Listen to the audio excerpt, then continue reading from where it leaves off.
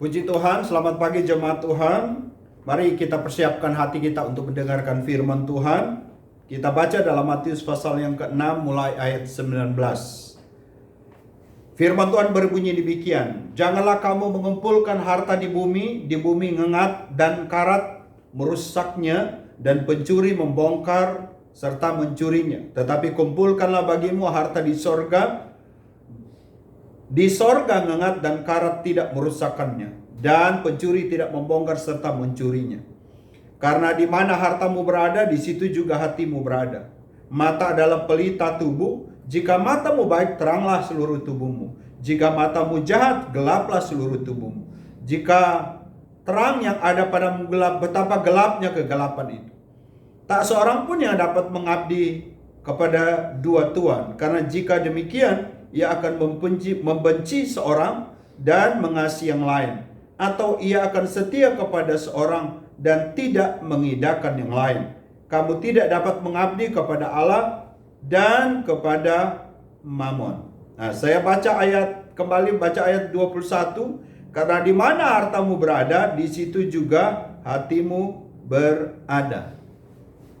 Harta di sini bicara tentang sesuatu yang berharga, sesuatu yang sangat bernilai. Tuhan berkata, di mana harta kita, di situ hati kita.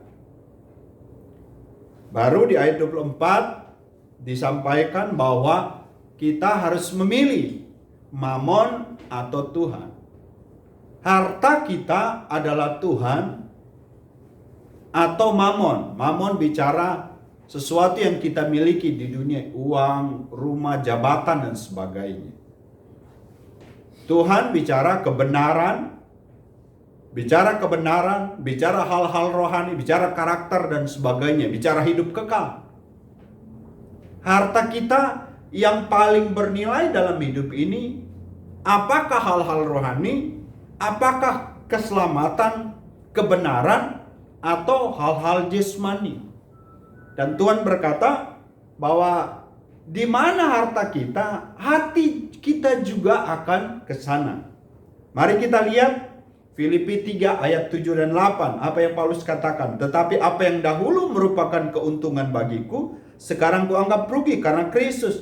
Malahan segala sesuatu yang kuanggap rugi karena pengenalan akan Kristus Tuhan." Kristus Tuhan yang jauh lebih mulia daripada semuanya.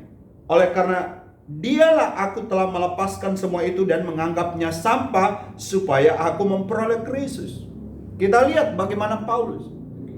Dulu yang Mammon, jabatan, uang dan sebagainya, dia anggap itu sesuatu yang paling berharga. Itulah harta dia. Maka hati dia ada di sana. Hati dia ada di jabatan, hati dia ada di harta.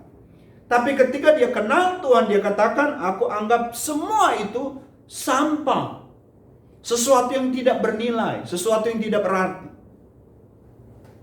Mari kita lihat lagi 2 Korintus pasal yang keempat ayat 16 sampai 18.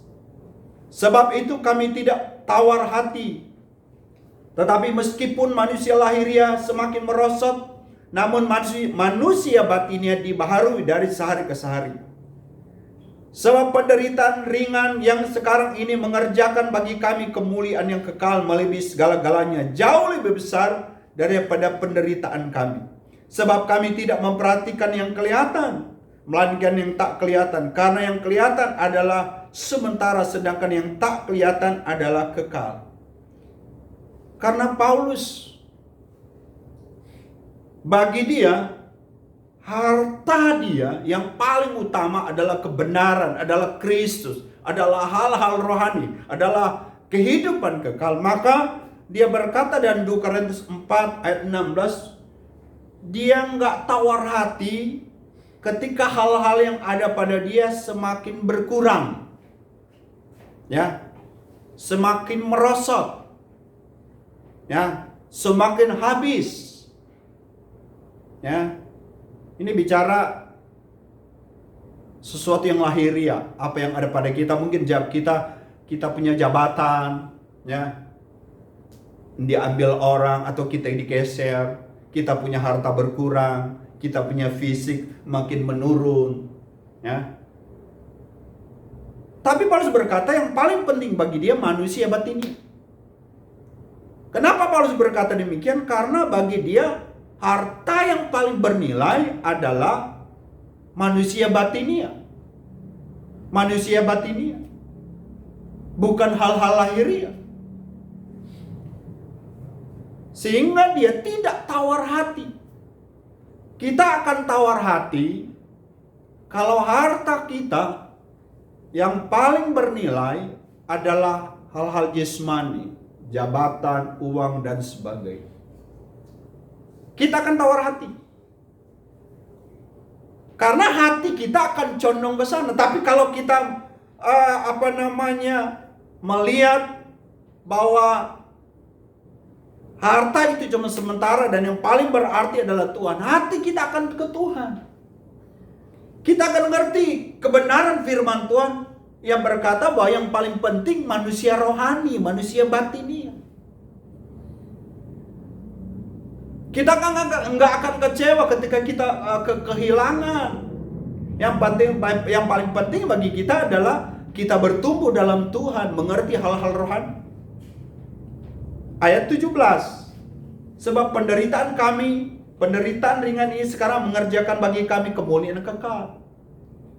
Ini orang yang punya perspektif yang berbeda. Ya, seperti Paulus. Dia punya perspektif yang berbeda, perspektif rohani.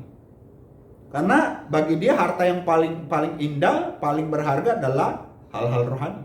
Sehingga ketika dia diuji, dia menderita sekalipun, dia bilang itu cara Allah untuk membuat dia menjadi manusia ilahi.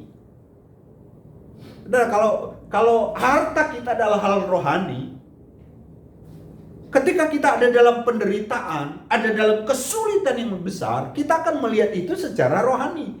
Kita akan melihat seperti Paulus melihat bahwa penderitaan itu akan membuat saya menjadi manusia ilahi, manusia yang lebih berkualitas. Sehingga kita kembali lagi tidak kecewa, tidak tawar hati terjemahan lain, tidak putus asa. Ya. Ayat yang ke-18, sebab kami tidak memperhatikan yang kelihatan, melainkan yang tak kelihatan, karena yang kelihatan adalah sementara, sedangkan yang tak kelihatan adalah kekal.